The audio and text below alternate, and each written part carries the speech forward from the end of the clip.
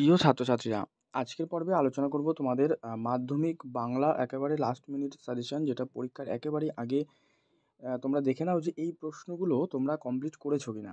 তো যদি না করা থাকে এইগুলো একবার অবশ্যই দেখে নাও, কারণ এইগুলো কিন্তু খুবই গুরুত্বপূর্ণ তোমাদের এইবারের যে পরীক্ষা রয়েছে সেই পরীক্ষার জন্য।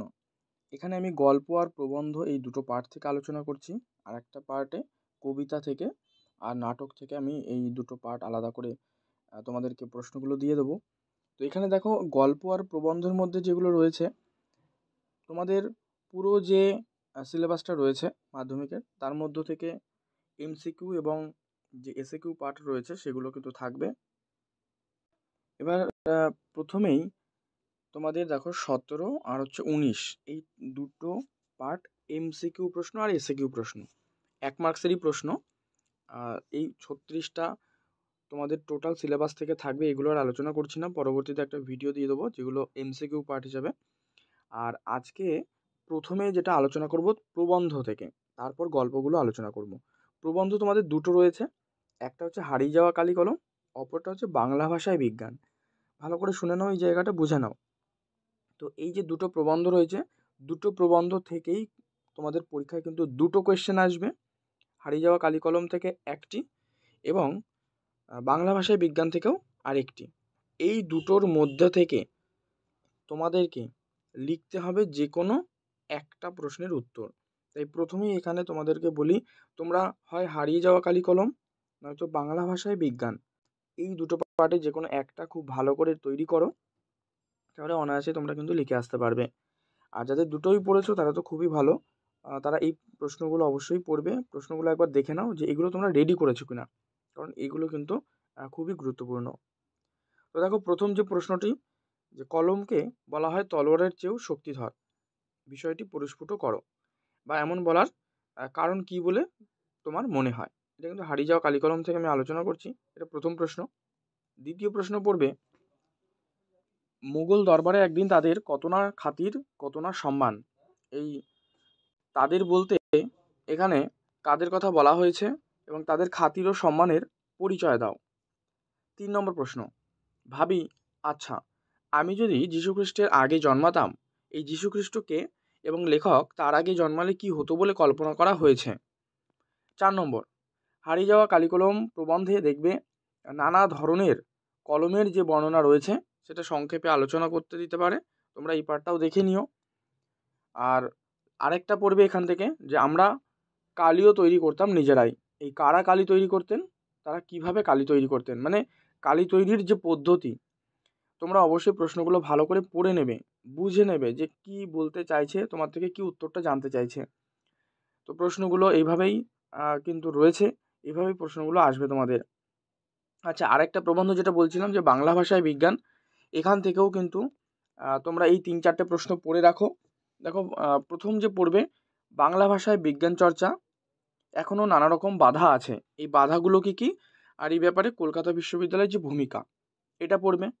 2, আমাদের আলংকারিকগণ শব্দের ত্রিবিধ কথা বলেছেন, এই আলংকারিক বলতে কি বোঝায়, আলংকারিকের ত্রিবিধ বিষয়টি বর্ণনা করো। 3, পাশ্চাত্য দেশের তুলনায় এদেশের জনসাধারণের বৈজ্ঞানিক জ্ঞান নগণ্য, এমন বক্তব্যের কারণ কি, এই পার্টটা পড়বে। আচ্ছা, তোমরা এখানে কমেন্ট করে জানাও তো যে এই যে শব্দের যে ত্রিবিধ কথা বা ত্রিবিধ কথা, এই শব্দের ত্রিবিধ কি কি, মানে 3টে কি কি, এটা তোমরা জানাবে। আচ্ছা, এরপরে তোমরা চলে যাও পরবর্তীতে গল্প অংশ থেকে। গল্প অংশ থেকে দেখো জ্ঞানচক্ষু, এটা তো খুবই একেবারে সহজ গল্প একটি। এখান থেকে 5 মার্কসের জন্য তোমরা অবশ্যই পড়ে রাখবে, এখান থেকে 5 মার্কসের জন্য এবার এই গল্পটা খুবই গুরুত্বপূর্ণ। তো প্রশ্নগুলো কেমন হতে পারে একবার দেখে নাও। নতুন মেশোকে দেখে জ্ঞানচক্ষু খুলে গেল তপনের, মানে তপনের জ্ঞানচক্ষু কীভাবে খুলে গেল। তপন চরিত্র, এটা একটু দেখে রাখবে, কারণ জ্ঞানচক্ষু গল্পটা মেনলি কিন্তু তপনকে কেন্দ্র করেই গড়ে উঠেছে। 3 হচ্ছে, তপনের জীবনে সবচেয়ে সুখের দিনটি এলো আজ, মানে কোন দিনের কথা বলা হয়েছে, আর সেটা কি সত্যিই সুখের ছিল এমন। আচ্ছা, তপনের মনে হয় আজ যেন তার জীবনের সবচেয়ে দুঃখের দিন, মানে কখন কেন তপনের এমন মনে হয়েছিল। দেখো, আমি একটু সংক্ষেপে বলে দিই তার দুঃখের দিন কোনটা, যেটা হচ্ছে যে তপনের লেখা গল্পে অন্য কারোর লেখা লাইন পড়তে হচ্ছে। আচ্ছা, তোমরা এখানে আরেকটা প্রশ্ন 2 দাগ দিয়ে কমেন্ট করে জানাও, তপনের লেখা গল্পের নাম কি ছিল, যেটি সন্ধ্যাতারা পত্রিকায় প্রকাশিত হয়েছে। নেক্সট, শুধু এই দুঃখের মুহূর্তে গভীর সংকল্প করে তপন। দুঃখের মুহূর্তটা কি, এটা তো দেখো আগেই পেলে, আলোচনা করলাম। আর সংকল্প কি করেছিল, সংকল্প কি ছিল সংক্ষেপে যদি বলা যায় যে সে যদি গল্প ছাপে তাহলে সে নিজেই গল্প ছাপতে দেবে পত্রিকার অফিসে বা সম্পাদকের কাছে, ঠিক আছে, তাতে তার লেখা ছাপা হয় হোক বা না হয় না হোক, মানে সে নিজে গিয়েই কিন্তু ছাপতে দেবে। 6, রত্নের মূল্য জহুরির কাছেই। এই যে রত্ন আর জহুরি বলতে কি বোঝানো হয়েছে, উদ্ধৃত উক্তিটির তাৎপর্য বুঝিয়ে দাও।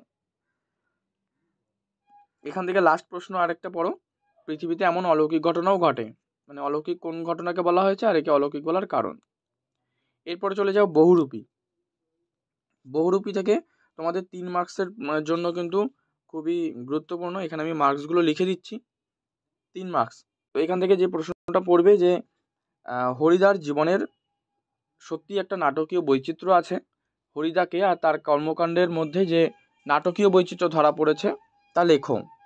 আর 2 নম্বর পড়ো যে আপনি কি ভগবানের চেয়েও বড়, কাকে কথা বলা হয়েছে, তাকে কথা বলার হয়েছে কেন। নেক্সট, সে ভয়ানক দুর্লভ জিনিস, মানে সেই জিনিসটি কি আর তাকে দুর্লভ বলা হয়েছে কেন, মানে সেই বস্তুটিকে।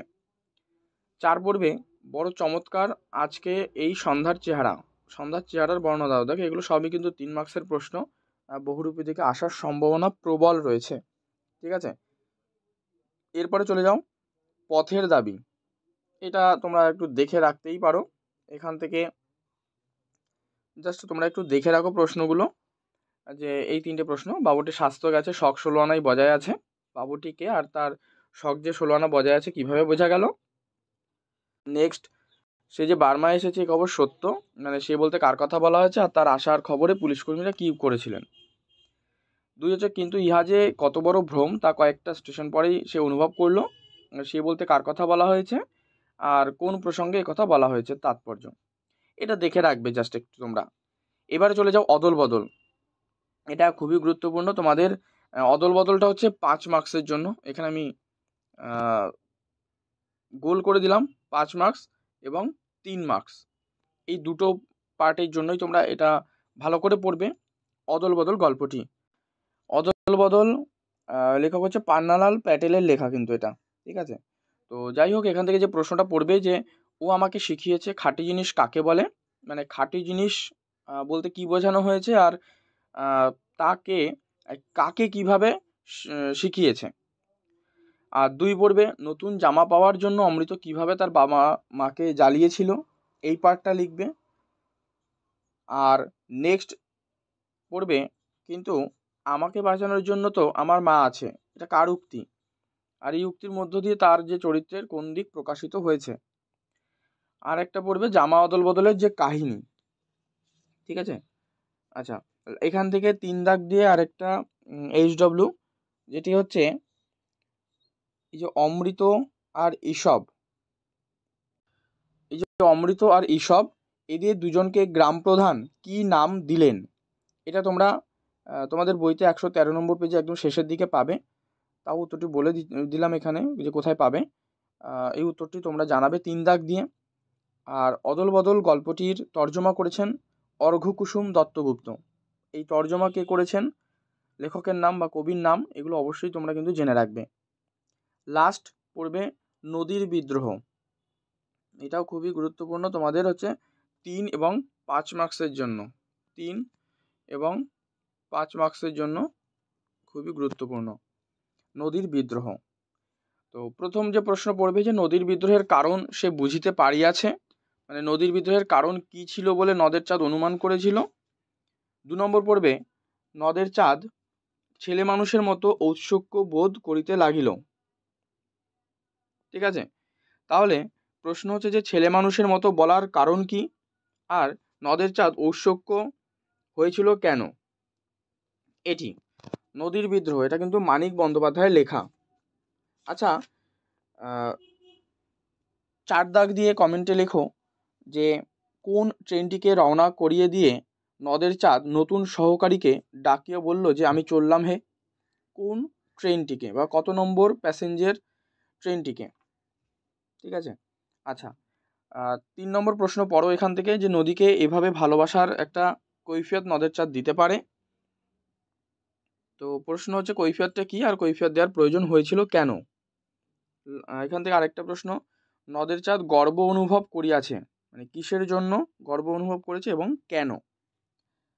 নেক্সট, নদের চাঁদ স্তম্ভিত হইয়া গেল, নদের চাঁদের স্তম্ভিত হয়ে যাওয়ার কারণ কি।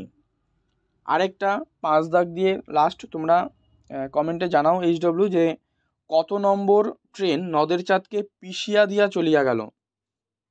ঠিক আছে, এই যে দুটো প্রশ্ন তোমরা যেন গুলিয়ে ফেলো না।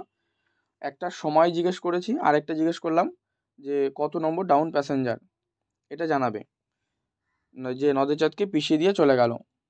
তো যাই হোক, এই হচ্ছে তোমাদের গল্প আর প্রবন্ধের সম্পূর্ণ সাজেশন আলোচনা করলাম।